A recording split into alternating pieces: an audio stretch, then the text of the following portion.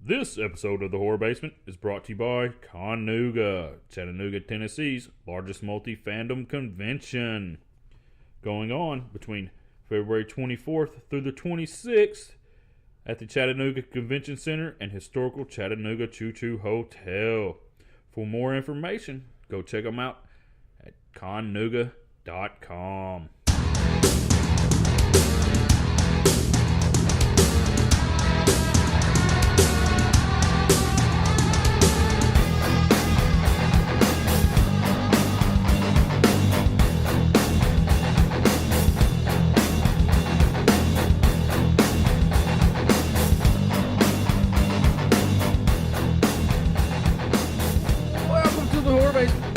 Horror News Podcast. I'm one of your hosts, Johnny Leroy, and as always, we got our local horror expert here, Jim Jams. Jim Jam here. We also got a special guest host with us today, Craig from the Half-Assed Horrorcast, and also one of the writers contributing to our website. Correct, Craig? Hello, everyone. It's me, Craig. Craig is here. He's in the house. It's true. It's all true. Actually, he's in the basement. Yeah. He is in the basement. So, guys, don't forget, Chattanooga's coming up. 24th, 25th, 26th of February. Yeah. So, check it out. 10-year anniversary. We're going to have some stuff going on there. And, as usual, check us out on Stitcher Radio. Is it Stitcher Radio? Yeah. Stitcher Radio, Google Play, iTunes, SoundCloud, YouTubes. Everywhere, guys. Everywhere. We are everywhere. We try to be everywhere, Trying to get on iHeartRadio, but apparently that's pretty hard to do. What are you guys doing out at, is it Chattanooga? Yeah, Chattanooga. Yeah. You guys doing panels? Or Yeah. What kind of panels? 3 panels. We're doing a Hot panel. Action panel, indie horror film panel, and then we're showing short horror films. Nice. Yeah, the indie short horror films is pretty. It's just actually local indie horror filmmakers. So they'll all be Tennessee people, pretty much. Yeah, or? until we show. Did we get D for the movies? Yeah. D's out of Canada, and we're gonna have him come in. I don't know if you heard him talk. Yeah, I did. Really cool guy. I forgot the title of the movie, but I remember watching. Yeah, it. really cool guy, Yeah, and when we show, we're going to have him there and talk to him more so that the people there. But yeah, we try to get a lot of local indie horror filmmakers and let people know, hey, these people are in your backyard. Right. And this is what you got going on, with the horror community here. So it should be awesome. Is Dieter coming? Mm-hmm. Cool. Are we going to be in his movie? Is that him?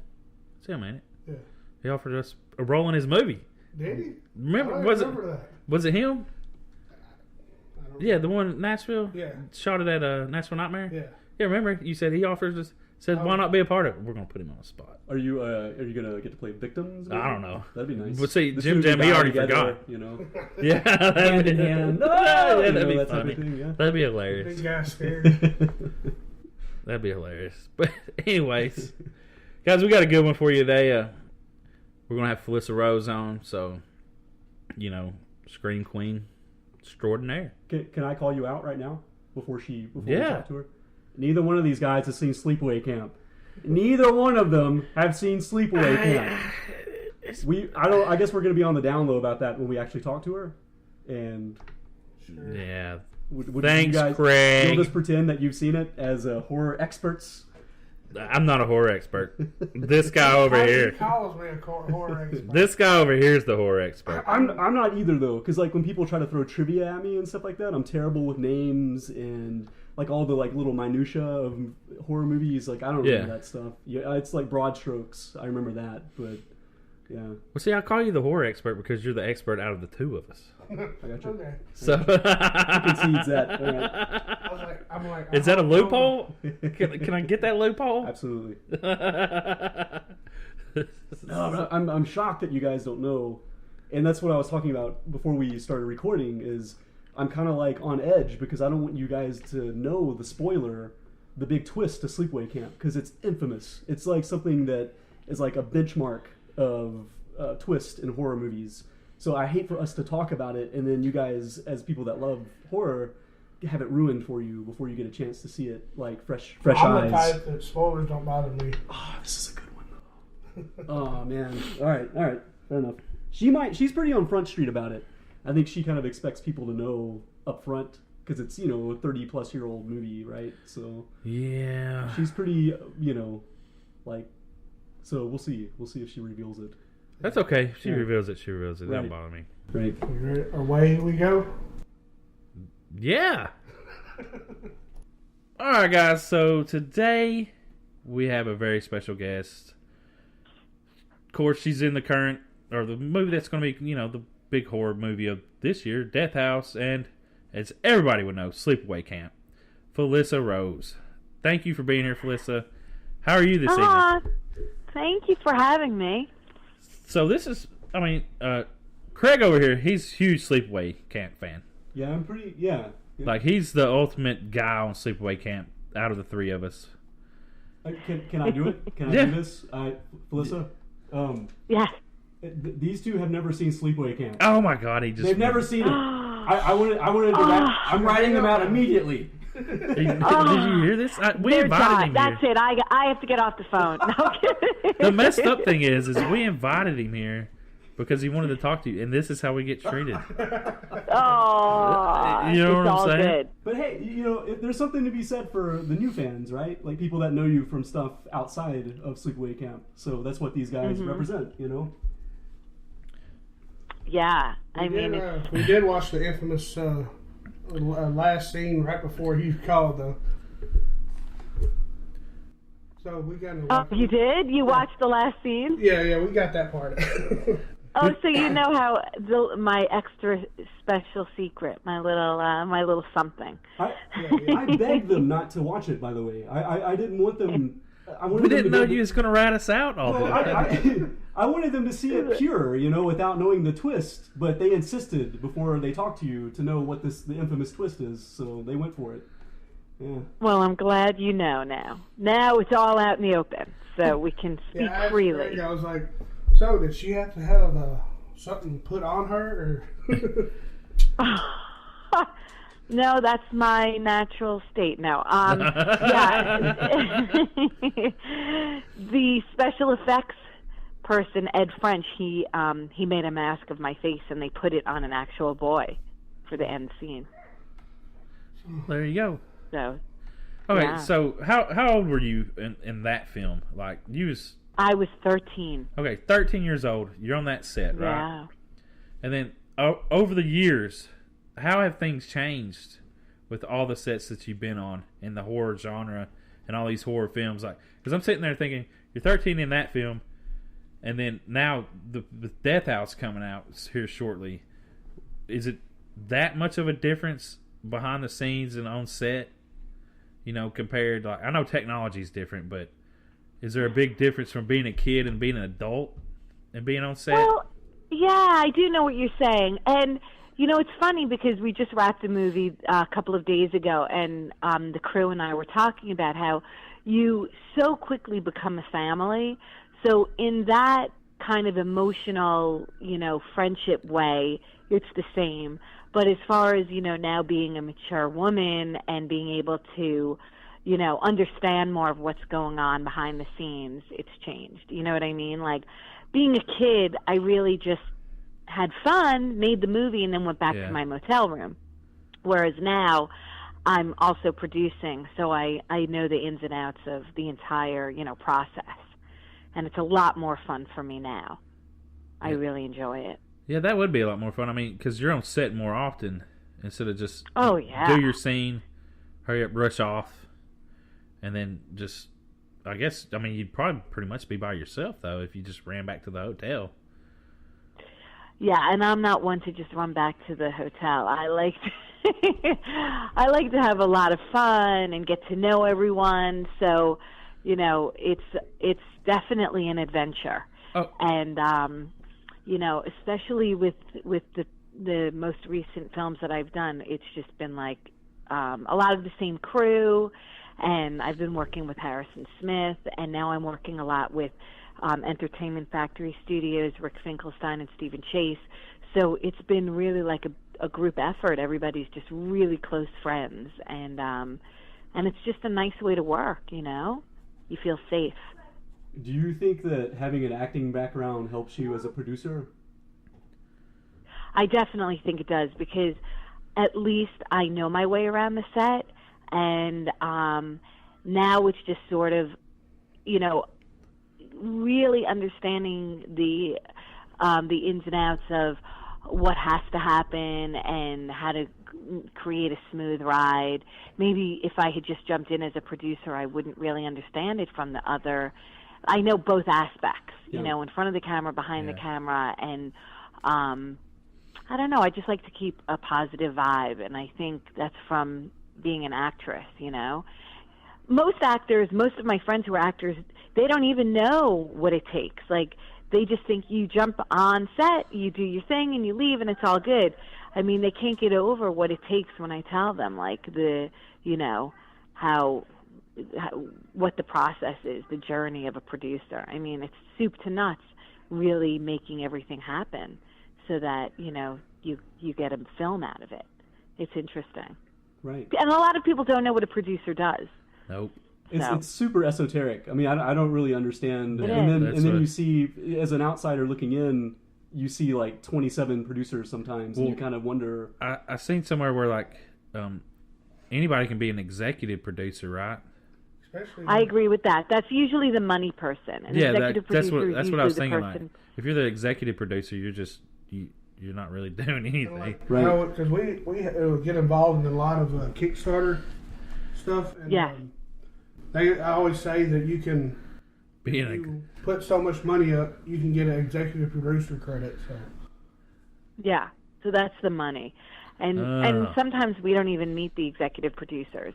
But it's really the producers, the co-producers, and the associate producers who are on the ground running, And what that means is they're just usually, you delegate different duties to different producers, like who's in charge of location scouting, catering, crewing up, just every aspect, anything imaginable, permits, insurance. It's the whole entire, project. So has to come together via the producers. So. Would it say like? But it's fun. It's a lot of fun. I mean, I love it because it keeps you crazy busy and on your toes. There's always, you have to figure stuff out at all turns. So it's great. So, like, as a producer, do one of you have direct involvement with the director? I mean, oh yeah. Is it just one of you, or is it like multiple? Especially on different projects, obviously the relationships will probably, will change from movie to movie. But working with Harrison, I mean, I work very, very closely with him, especially with Death House, we had the PA unit and the LA unit, and myself and a producer by the name of Buzz Wallach, we helped with putting the LA unit together.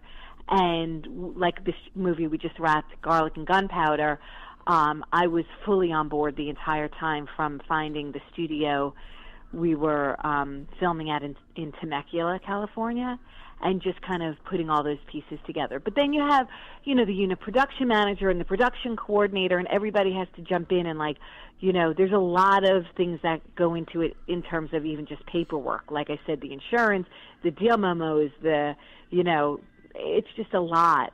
And if you're a union film, it's never ending. So everyone is important and essential to the project, but mainly the producers do work closely with the director in helping get all of his needs met. That is a lot. That's a whole lot. It's a lot. Wow. People will never know. It's like putting a wedding together, and you have to do everything. Well, okay, you mentioned Death House, so let's just get into Death House. Yeah. What's your character?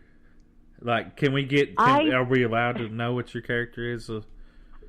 I mean, I have, she's not, essential to the story, but it was a lot of fun because I got to work with Barbara Crampton and Richard Speight Jr. from Supernatural, Cody Longo, Courtney Palm, Lauren Compton, and we, myself, Lauren Compton, and Richard Speight Jr. are sort of these, let's say, not really, not the good doctors. We sort of create an illusion of how everything is working. So it's a really fun time in the movie, and I had a blast. But mainly with Death House, I felt I was producing more than I was acting, it's great. I was happy to act in it because it's like the Super Bowl of horror movies in terms of acting. Look at the cast; it's incredible. Well, Richard Speight Jr. and when I was looking on your Twitter, and I was going through all your media, and I was like, I know that guy from Supernatural, and he because he was a trickster. I'm pretty sure. Yes. And I love his character. Archangel Gabriel. He's such a good actor. And the way that he did that, just that character, I loved it. And every time I see him, I'm just like, I want to see more of him and see what more he can do. So when I seen that I was like, hell yeah, he's in Death House. This is awesome. Now that as a producer, I can say like I introduced Richard to Harrison because Richard and I met 4 years ago at a film festival in Florida, and we became immediate friends because we're both sort of like just like to have fun, and they flew us in together, and we struck this friendship, and it was just amazing. And everything I do, I'm always like, Richard, please be part of this. He's in the Slayer videos that I produced, and he's just a really like one of the nicest, coolest human beings I've ever met.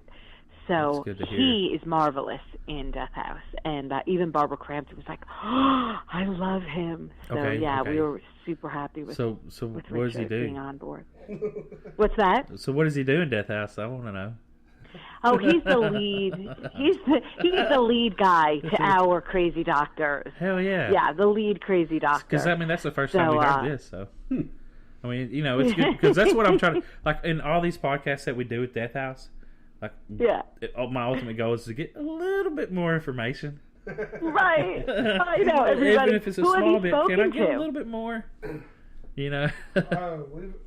you spoke to Harrison? Yeah, and Lindsay.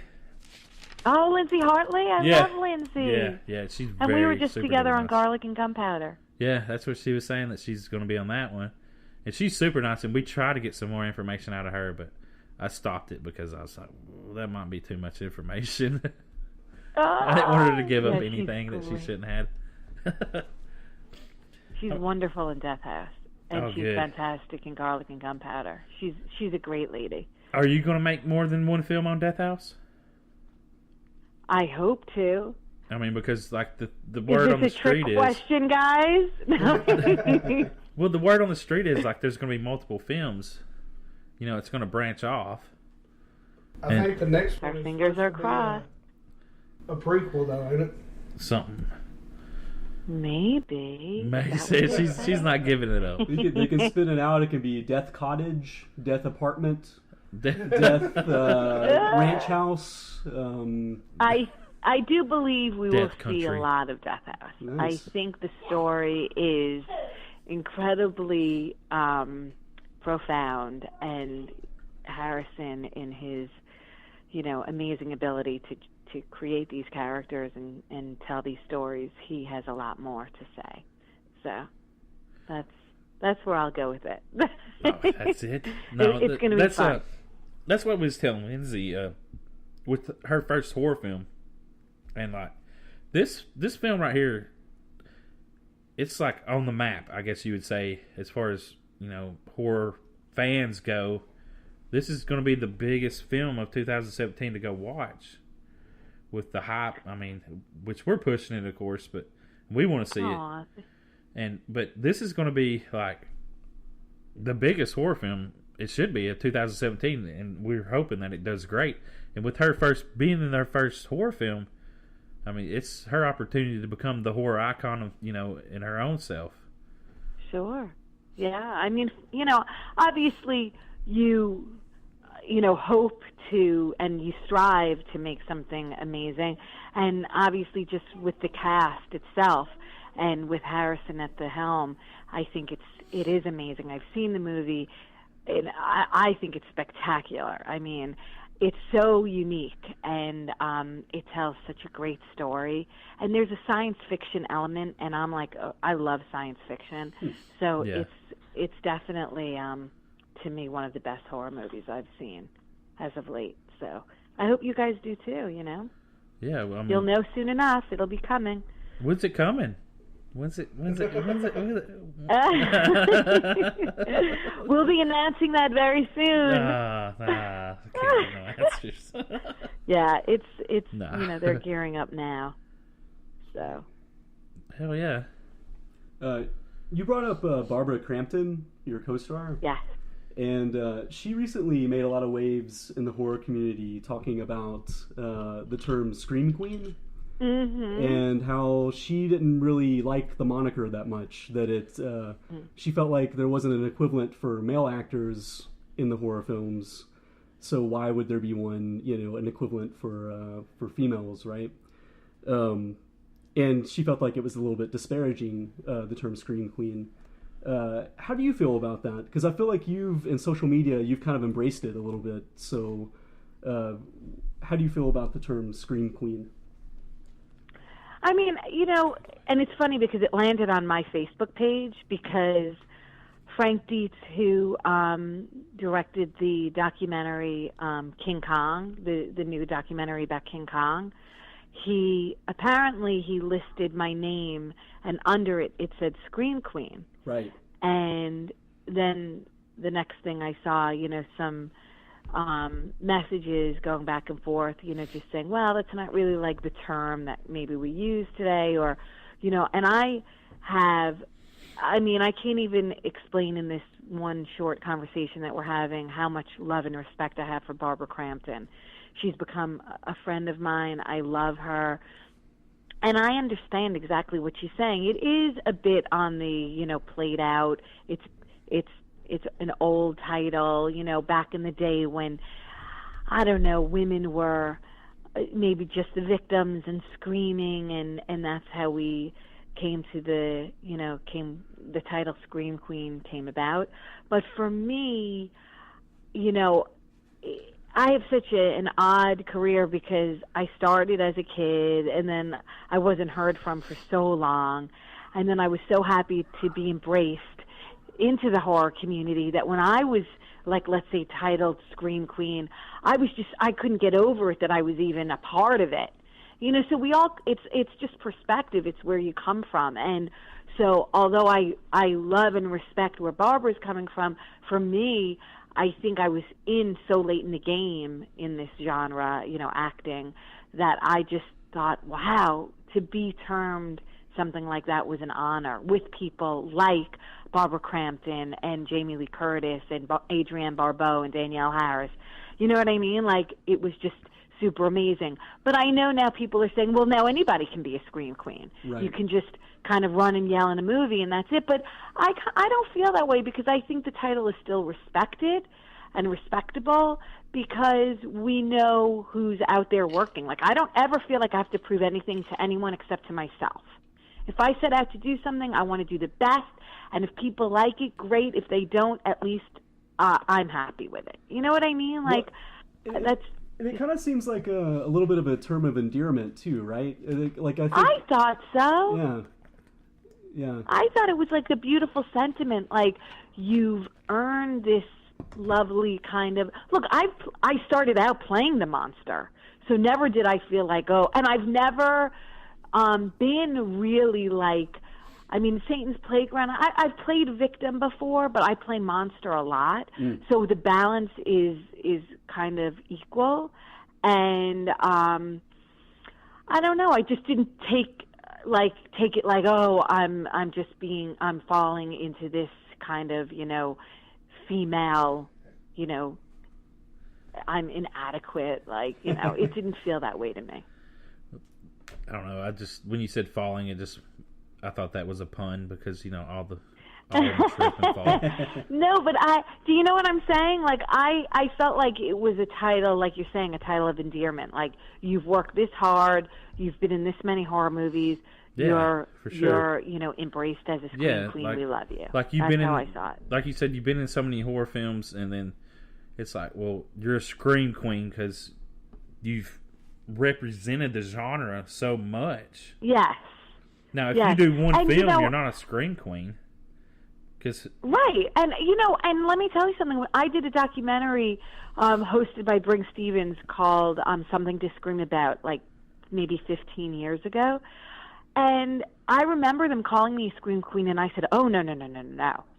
I said I maybe a scream princess, but at that point I hadn't done as many films as I have today, so I didn't feel like I earned that." Yeah. So that makes more sense. I think. What's that? I said that makes more sense because, like, yeah, the Scream Princess, like, you've been in enough films, but have you been in enough to be called the queen or a queen? Right, a scream queen. Like, that seems to be quite the honor. And even today, I'm like, trying to be in the same, lane as obviously not Jamie Lee Curtis or Danielle Harris or any of the women I've mentioned, but I do feel that I've been in enough horror movies where I could be titled that. You're definitely on their level, by the way. Yeah. As a fan, Aww, you definitely I'm not going to let that slide by without a little bit of pushback. So. That's so sweet. Yeah, for sure.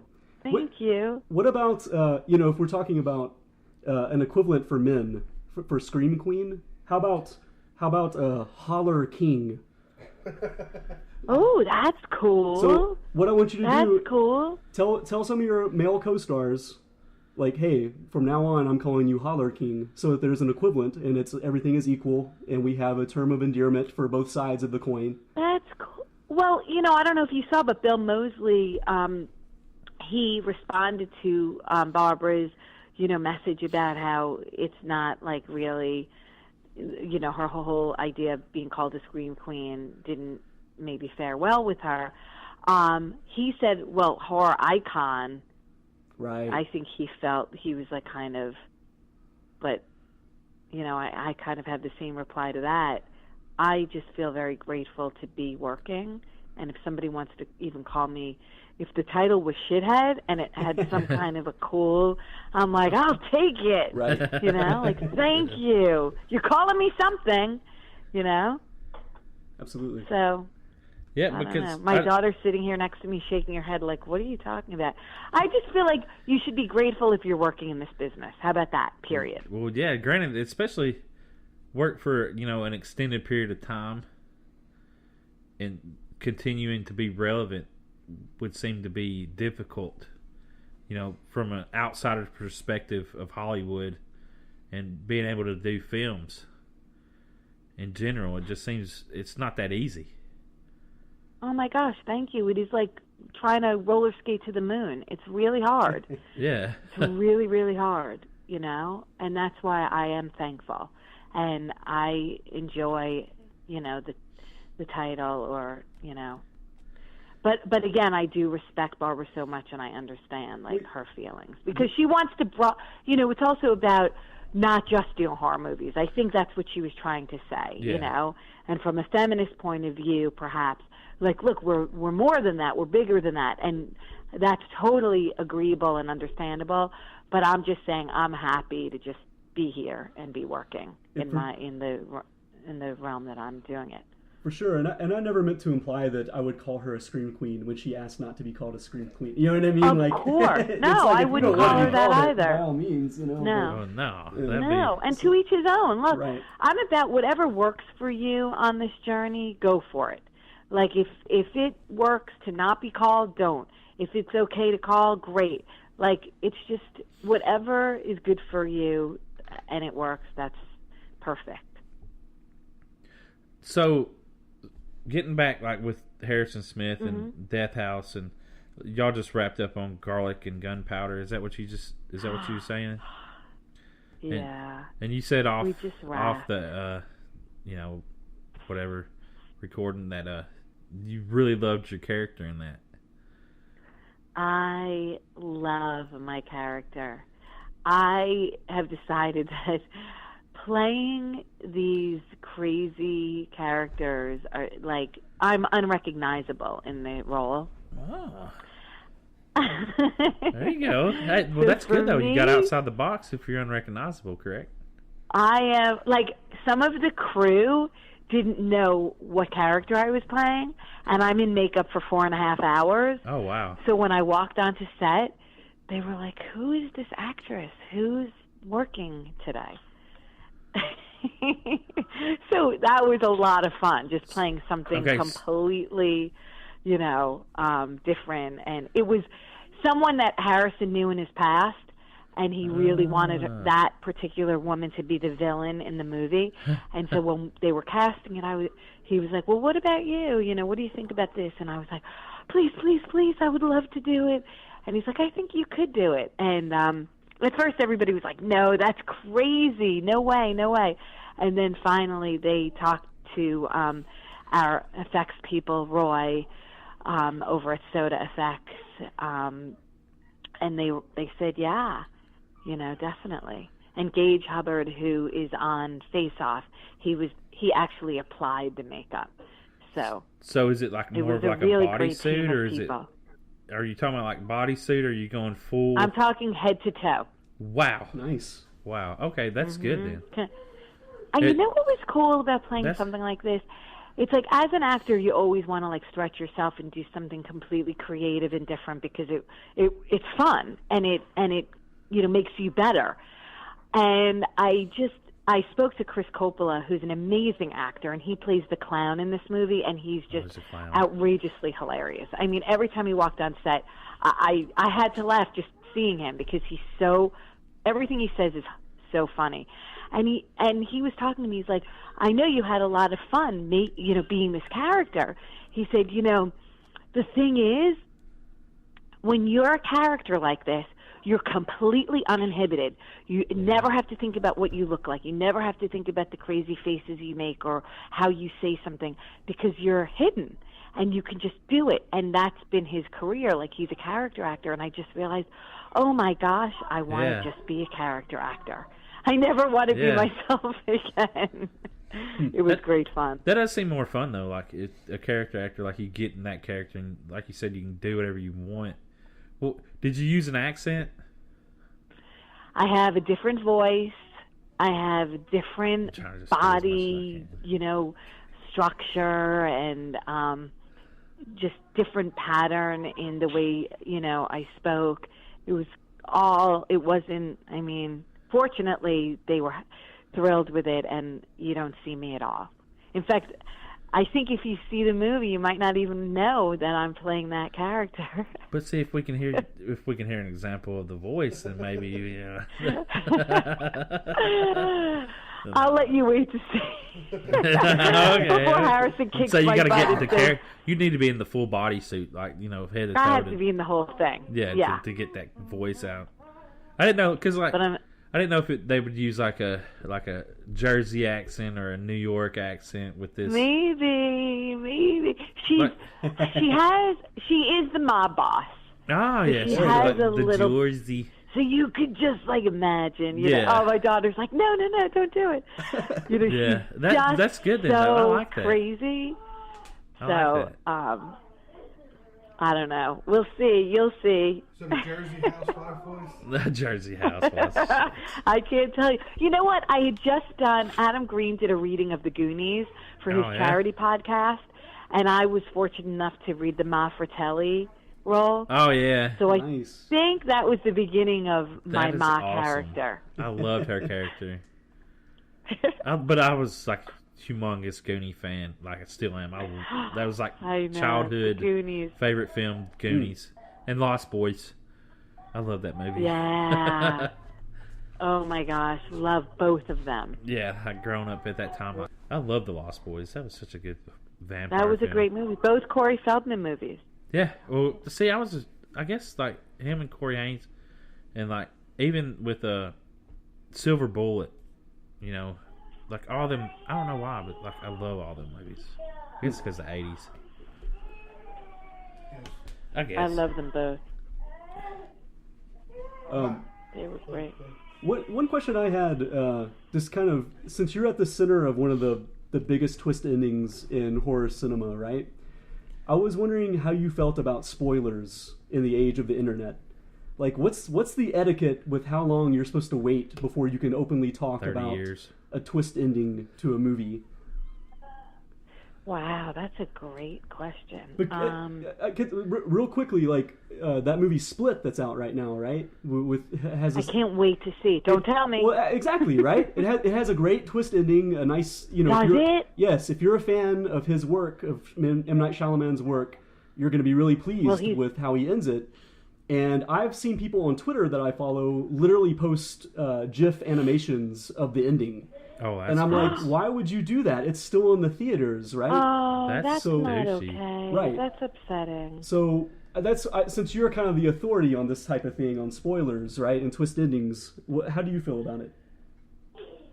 I think it's absolutely not okay. I don't think it's okay for like years. I mean, I think it, allow an audience to watch a movie fully,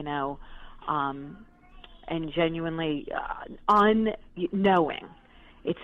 I can't believe there are still people who haven't seen the Sleepaway Camp ending, but I think with a movie like Split, this upsets me because I haven't seen it yet. I hope to see it this week, and I just don't want to know anything about it. Absolutely. Well, I'm glad to hear that. I think people should just keep it to themselves. You can talk about how much you love it, how great the characters are, how anything, but do not give it away. It ruins the experience. Absolutely. What does it mean to you to go see a film? It means escape, being completely taken in by a story. If you know the end, it ruins that whole entire, that moment. See, thank you. I get furious. You have vindicated me in my feelings, so thank you very much. Yeah. We get it, Craig. We get it. So do you know the ending now to Split? No, I don't know it, but he's talking about Sleepaway Camp. He's rubbing it in on us. Oh yeah. We invite him over this one time, and this is what we come get. on, Sleepaway Camp, it's been like 35 years. Right. I think we're okay. But Split, give it a minute. There's definitely no way that I wouldn't want to know the ending, because what was the movie, like, I See Dead People? That's I know. The Sixth Sense. Conan O'Brien, like, they ruined that movie for me. He's like, oh yeah, the kid's he's dead. Spoiler alert! Like, I was young at that time. Oh, so this was like when it was still in. Yeah, when it was still in theaters. Right. If you haven't seen this, spoiler alert, he's dead. I was like, what the? Oh no! Which is a comedy show. That's crazy. It might have been even a year or two later, but I still. I was just like, wow. But even that, that ruined that whole to movie hear for that. me. I was just like, damn, Yeah. that sucks. It'd be like if somebody told you what Fight Club was. Like, I don't know if you've seen Fight Club, Jim Jam, but. Yeah, you should be able to go into a movie without even knowing there's a twist, really. But that would be the ideal. Exactly, way, so. I agree with that. Yeah. I agree. Yeah, that sucks. The other thing I wanted to ask you, just kind of tying back into Sleepaway Camp, do you think that, how remakes are, all the rage and they're still kind of petering out, right? Do you think that Sleepaway Camp could even get made in today's cultural climate with how everything's kind of politically correct and we kind of have a PC culture right now? Do you think something as kind of difficult as Sleepaway Camp, some of its politics, do you think it could get made nowadays? I think it could get made. I think I've heard some really impressive ideas about how it could be remade and still strike a chord with a new audience and be, authentically surprising. Right. Obviously, I think an audience would still go in wondering what the surprise is, Definitely. But I've heard a few ideas, and I think that they're definitely amazing. So we'll see what happens. I mean, Sleepaway Camp is like the last of the Mohicans here. I don't know. I would love to see it be remade, just in terms of bringing it to new generations, a new audience. Okay. You know, it's been so long. Like we said, 35 years now. When we We're say going on- remade, are we saying step for step, or are we saying kind of like it? A reimagining. Yeah. I mean, is that what we're saying? You know, I correct me if I'm wrong. I always thought remade meant the same movie done again today. Okay, I could see that, but like when you see the people take their different take on the movie and they call it a reboot or whatever you want to. Yeah, or reimagining. Yeah, and then they kind of ruin it. In a lot of I these don't know. horror I films. think there have been a lot of these things being thrown around with Sleepaway Camp, and I'm not sure what the final, what it's going to come to. I'm not really sure where we're at. It's every day something different. Like, well, let's do it this way. Let's have it that way. So it's kind of in limbo right now, but I know because so many people want it to, see the light of day that it will happen. I just don't know how. Okay, so like, would it have the same twist ending, or would it be, because if it's remade, would it not have the same ending, or do you think that it would be different? I think that it would be. It's hard for me to say because I don't really want to give anything away. Somewhat the same. I think so many secrets on this podcast. That's what we're trying to get. We will remake it, and there will be more secrets. How about that? Nice. That sounds good. So you would want to be directly involved? As Yeah, a what's your part producer going to be? or actor, I would love to be directly involved. I'd love to be a producer on it. I'd love to act in it. I mean, I'm always throwing myself. You kind of If have it's to be Sleepaway in Camp, I kind of feel like, I think you'd have to be in it, like if you. I said I'd love to play Aunt Martha. Oh, there you go. That's choice. That's choice casting. That's good. That's good. Everyone would like that. That would be perfect. Yeah. See? I you just go. think it would be crazy fun, right? Yeah. Would you do it just down to the T with like the And I'd love string my and- daughter. I'd love my daughter Bianca to play Angela, because she's acting now. She was in Tales of Halloween, Right. and she's the right age. She's turning 12. I was There you 12 go. when I auditioned. Oh, so it's like, this is going to happen within the next year, is what you're saying? wouldn't this be great? I mean, would love you to just see said it. her. You got to fast track it so she can be Angela. Yeah. I know. I have to really in the next year, it has to be in production. Yeah. Hey, Harrison Smith direct. Right? That's what There I'm you go. talking I mean, about. Like something bam. like that. And even with Harrison, like we've talked about it, we're trying to see how we can get it going. So who knows? Hopefully sooner than later. Exclusive on Tennessee Horror News Podcast. Yeah, there you go. There you go. Exclusive to the horror basement. It's happening within a year, guys. It's It's because of you guys. That's right. Yeah. Aw. That's awesome. Well, thank you. Well, we don't want to take up too much of your time. It's been so fun. Thank you for having Yeah, me. it's been actually a you. really great time. This is great. You also you followed me on Twitter today, so I appreciate that as Oh well. yeah, I did. I did. Yeah. Correct. I was stoked. It actually made me late for this because I was like showing people and everything. So That's awesome. Aw. He may be a Yeah, super duper stalker I fan, remember we're not. because you was it about Adam Green? yes. Scary Sleepover? Right. Yeah. No, I Oh my gosh. I went down the well last night of watching a bunch of those because I had never stumbled on, I'd never heard of them and I thought they were fantastic. Oh, So are you talking? it's almost like a What's the group that does that though? Ariscope? Yeah, Adam Green Ariscope. Yeah, Company? they have some good Yeah. short films. Right. Oh my gosh. that's what Adam Green noticed me tweeting Yeah. about it, and he mentioned to check out some of the other programming. they have Yes, and everything. yes, Yeah. they have some good short films. I know what you're talking about. Yeah. because I've watched a few of them. I do know what you're talking about. Jim over here. Adam is amazing. I love him and I'm a huge fan. Yeah, they're really good over there. But So great. When he called me in to do that, I was like, I was flipping out. And and what you see is exactly what happened. It was a great time. It was really fun. It was really cool to watch. Yeah. See, I gotta watch some more. All of them are great, and he really gets people to open up and talk. You know, it's very insightful. For sure. So we had a blast. All right. Well, Felissa, we appreciate you being here, taking the time out talking to us.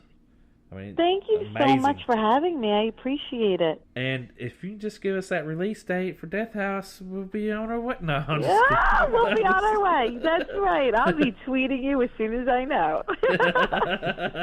No, I'm just... Aw, thank you guys. Thank you. Yes, thank you so much. Have a great night. You too. Thank you.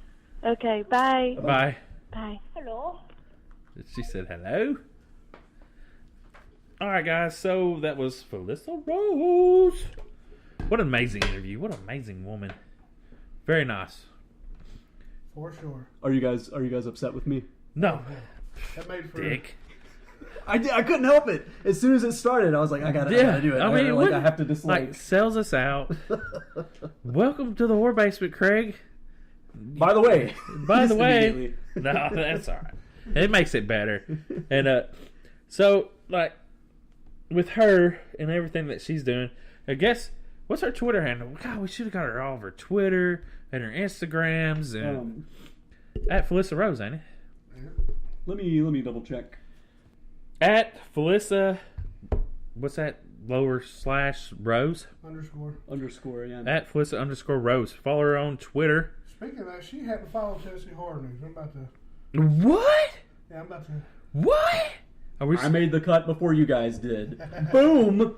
But the Aeroscope thing, like, I've been following them. They did the 20 Seconds to Die, right? Is that what it was, Jim Jam? I'm not sure. No. You remember them films? Yeah, I remember them. Have you watched them short films? No, Adam Green made it sound like I was insane for not having heard of any of it.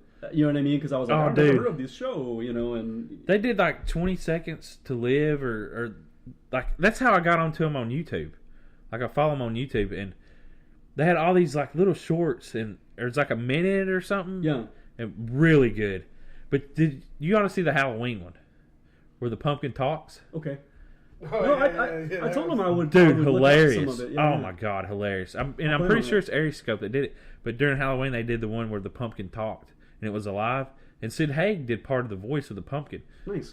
And dude, I fucking laughed. So fuck you, Bill, or Bobby. His name was Robert. My name's Robert. Whatever, Bobby. You know, oh dude, it was good. It was good. Anyways, we get off track here. So. Special guest Craig.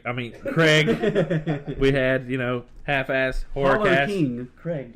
Yes. You should rename your Twitter. Shout out all your following. Like, where you at? I'm on Twitter. I'm at 4Color Craig. We have the podcast handle on Instagram is at half-assed horrorcast. And on Twitter we're at HA Horrorcast. So you can find us all those places. See, guys, so, like I say, he does a lot of writing for us, and he does a really good job. I try to get Jim Jam to give him more stuff to do, especially now.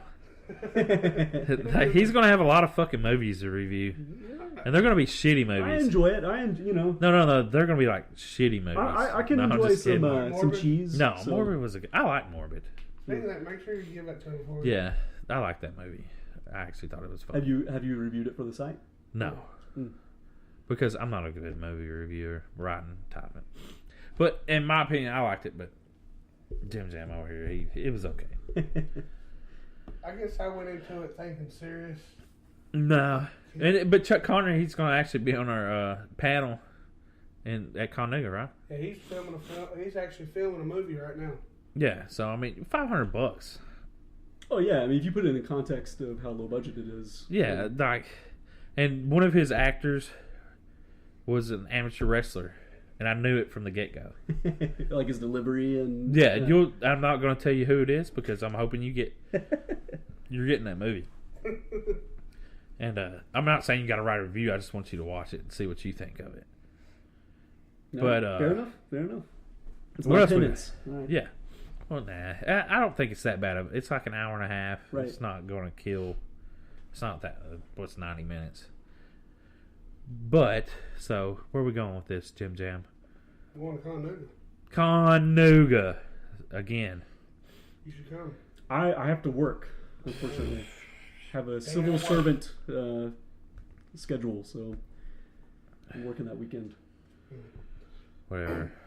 I took that weekend off. Anyways, so yeah, Conuga. Shoot, it's gonna be. I think it's only $60 for 3 days. Is it really? Yeah, great. $60 for 3 days. Multi-fandom, and then the Saturday night party. Open bar. Open bar. Yeah, How much you got paid for the open bar? It's in No your way. No, I swear, that's what he told me. No fucking It's way. included in the ticket price. No way. Don't believe it. I'm bringing my own liquor. I mean, it really doesn't matter. There's no way they're gonna. No way. That's what he told me. Maybe for us, but I just can't see open bar for everyone that attends. That's a lot of fucking alcohol. Yeah, it definitely is. I don't know if Craig drinks over here, but you drink, Craig? I'm a avid drinker. Avid. Is that like? Are you a beer snob? No, not at all. No. Okay. I'm like, I don't know anything about liquor or beer or any of that stuff, so I don't care. Yeah.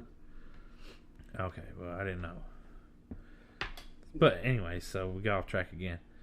Conuga, definitely check it out because it's not just horror, which is going to be the one side of it, the horror track is going to be huge this year. Just for reference, I just now realized we were still doing the podcast. Yeah, I thought we were just talking like normal. No, I didn't understand that we were supposed to be entertaining right now. You're not. I would have been on. I'm not on right now. I let the guard down, and I'm trying to be. Wow. I'll bring it back up. Holler King. I'm not even on right now. This is just we're just talking. Yeah. Oh, we okay. usually do that. The Holler King is back. He's got his character. Dick Craig is back. No. But, I was trying to protect you from learning a spoiler that's really important, and it's a big deal in the horror community. But you guys blew it. But anyway, so we're getting so off track here. Conuga, 10-year anniversary. It's going to be fun. We're going to be there. And you guys are going to be balling at Conuga. Actually, we are. Open and bar. Of course, we're going to have probably cups to give away. Some, maybe a couple of shirts. Did I send you a cup? Yes, I got 2 cups. Maybe a couple of shirts. Maybe we'll see. Maybe one shirt. One person. One You shirt. should bring one of those T-shirt guns. I have to buy that. Just shoot one. That's all. I'm gonna spend $600 for one shirt. One out there. But the funny thing is, though, is I'll just point it down right at the first person in the first row. Just bam! Put them in intensive care for a T-shirt. Who wants that shirt? Well, he's knocked out. He don't get it. Bitch, you don't get that shit. You didn't survive. Load it back. You stand up. And then it'll be just me doing the podcast because Johnny will be going to jail. No, but that's what we'll do, though. We'll put one shirt in, and if you can survive the blast of the face, you get to keep the shirt. You may not be in jail that long for that. That would be a pretty good street cred when he comes back. Yeah. To the podcast. There you go. I got assault for T-shirt cannon. 3 months later, Johnny's back finally. He's on probation, though. You had a few horror stories of your own. I'm doing the horror podcast from the jail. Calling him up on the You only got 5 seconds left. Beep. Get off the phone, bitch. Yeah. You guys are smuggling microphones in your butts and Oh, passing them. This escalated, guys. This just escalated. All right, so check us out on all the social media stuff. Everything be in the Description. But thanks for having me, guys. Thanks for being here, Craig. It was a lot of fun. It was fun. We had a good time. This is a really long podcast. I got a lot of Sucks for Jim Jam. So, Goodbye, everyone. peace. Hey guys, Jim Jam's not wearing that TV today.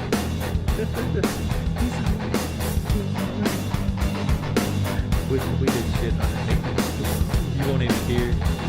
Does that make fun of him?